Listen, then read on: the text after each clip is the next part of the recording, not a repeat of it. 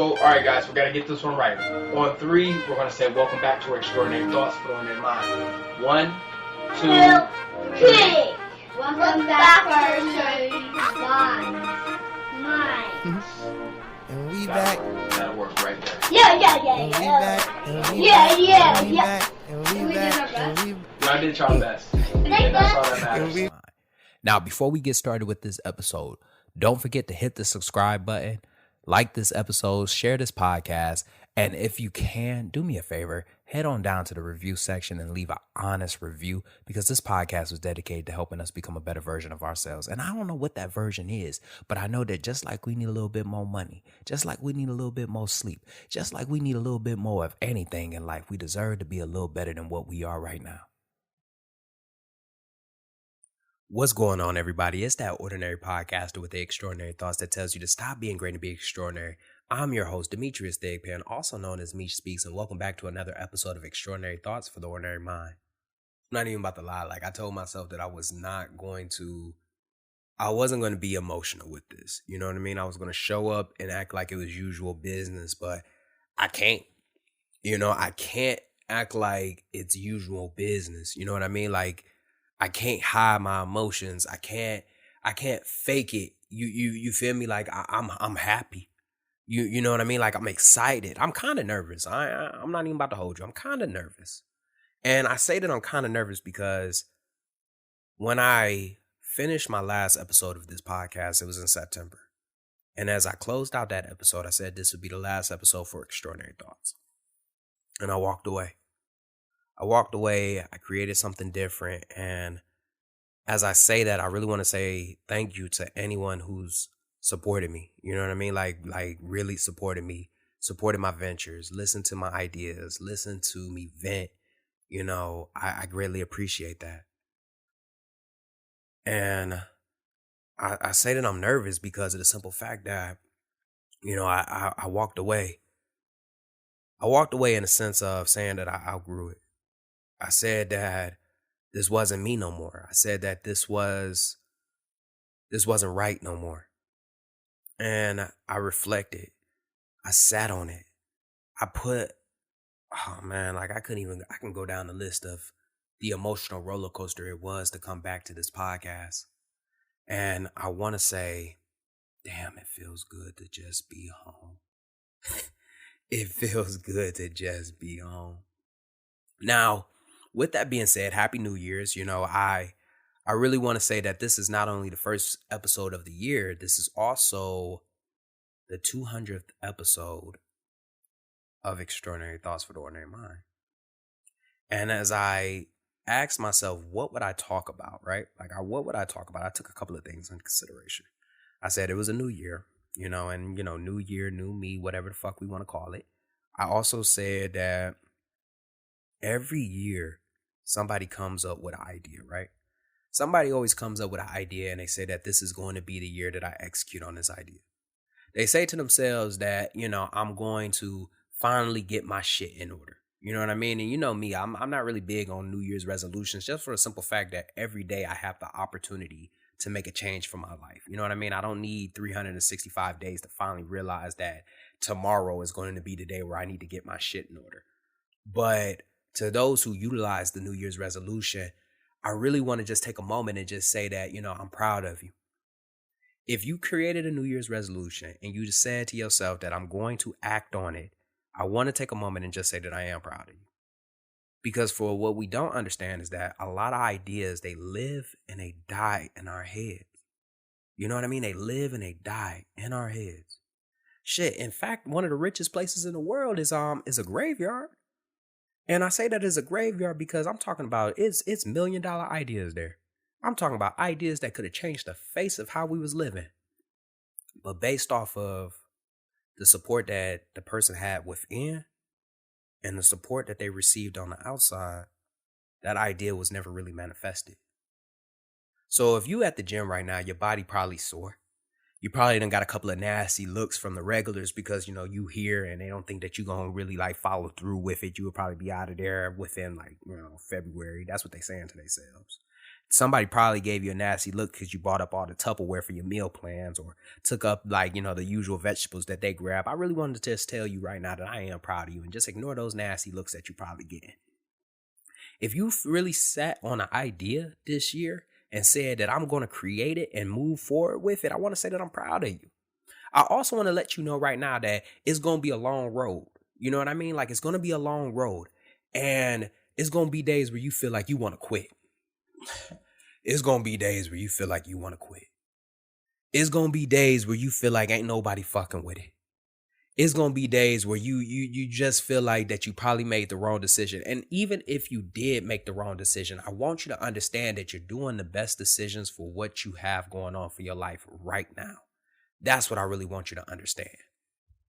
As we dive into today's episode, I really want to just talk about the two major things that either can make or break an idea into becoming like a reality.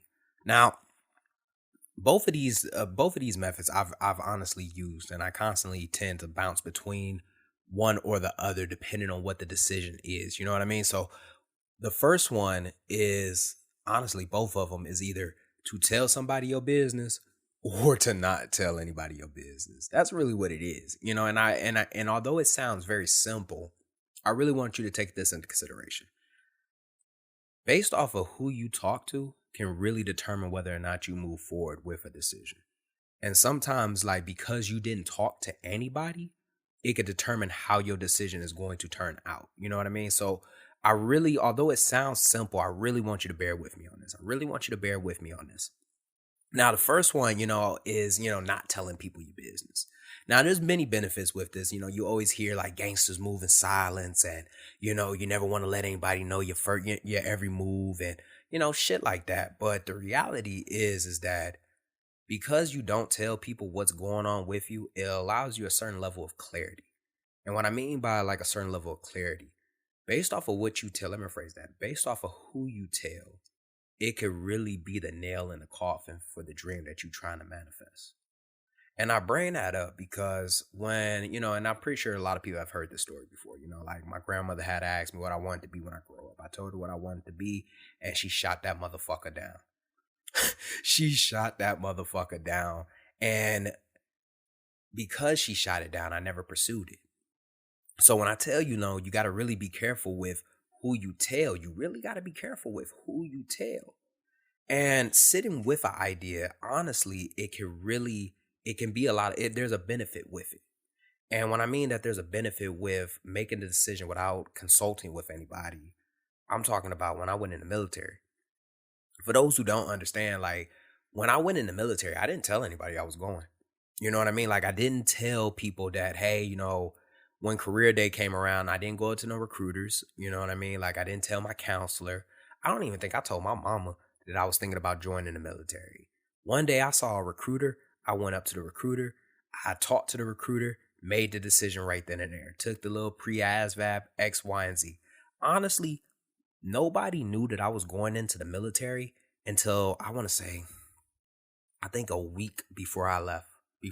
A week before I left, that's when people finally knew that I was actually leaving. And the reason why is because so many people around me did not support that idea. You know what I mean? It was around that time when the war was just really kicking off and people were seeing it on CNN that PTSD was at an all-time high. People was getting their limbs blown off, shit like that. And although there was more to it, that's what the public saw. And because of what they had saw, that's what they were trying to impute onto me if they had ever heard about the military. You know what I mean? So that was one of the major reasons why.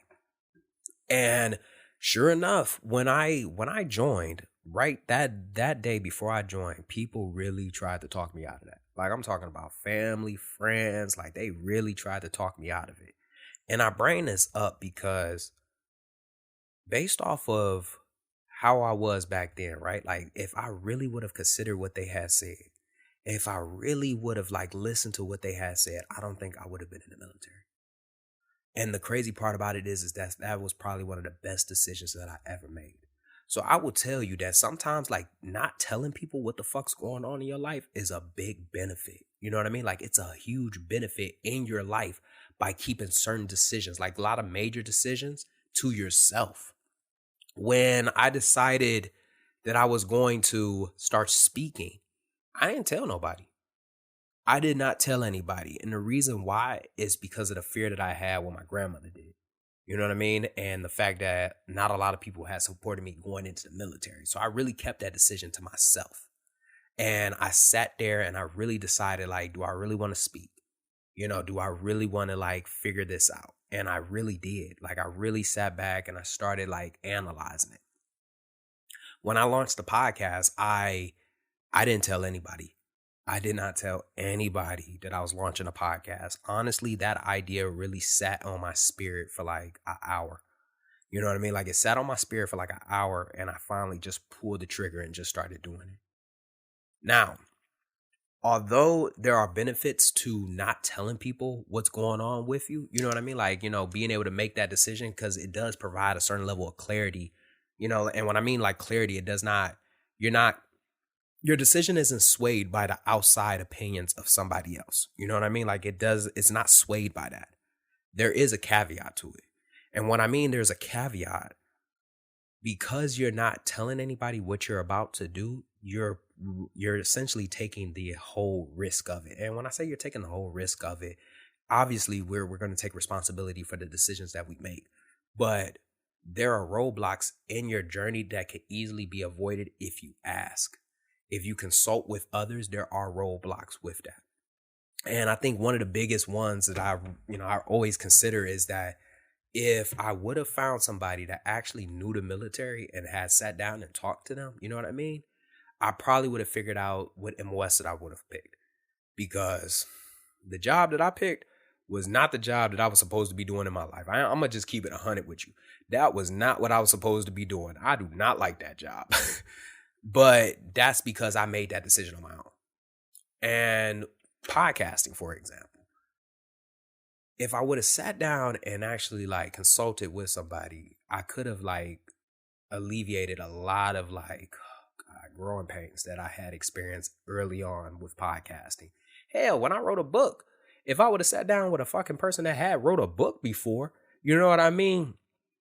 I think I definitely would have like, you know, it's always going to be growing pains, but those growing pains could have definitely been avoided. Now, switching gears, telling somebody your business, you feel me? Like actually taking that step and telling somebody what you want to do. Just like what I said, like you could easily be swayed by what they say. And most of the time, like we're swayed by our loved ones, like people that we hold with high regard within our lives. They usually can sway our opinions. They can talk us down from the ledge, essentially. And what I mean by that, you know, if I would have told somebody that I was joining the military and somebody like real close to me, I'm talking about real close to me, would have sat me down and gave me the whole X, Y, and Z of why I wouldn't have done it, I don't think I would have joined the military. Now, before I tell you the benefits of that, I really want you to understand the consequences, like the cons to that. People, when you choose to tell somebody your business, you really have to take this into consideration right here. People are going to give you the best advice that they have with what they know. And what I mean by that, they are going to give you the best advice for what they have. If they do not have it, they're going to still give you the advice, but it may not be the advice that you need. But I can assure you that it's going to be full of love. Now, you got to be careful with advice that's coming from a loving place, because when they give you advice from a loving place, right, they're giving you advice for, how do I say, your best interest in their eyes. Your loved ones don't want to see you fail. They don't want to see you. They don't want to see it blow up in your face. So although they may not have experience in it, they're going to give you the best advice for what they see in their eyes that is the best interest for you. So you really got to be careful with that. Now, also, you got to be careful with the experience that they do have with the situation that you're bringing to them. Because if it's a negative situation, and I'll use the military for example, and this could be really applied to anything, but I'll use the military for example. If I would have consulted with somebody that had a bad taste in their mouth with the military, they would have told me shit like, oh, it's toxic leadership and you're going to get fucked left and right and X, Y, and Z. And, you don't want to do that because of the experiences that they had that were negative. They're now imputing them onto me. So you really got to be careful with that. You really have to be careful. But But if you consult with the right people, like if you sit down with the right people, right? The decision that you were already on the fence with, that could really be the decision that can help you move forward with your idea. It could be the decision that will help manifest the idea that you've been really having on your heart. I'm really trying to tell you, because when I sat back and decided whether or not I was going to come back to the podcast, I want you to understand that this was 2 weeks of me considering. This was 2 weeks of me sitting down and asking myself, do I want to come back to Extraordinary Thoughts?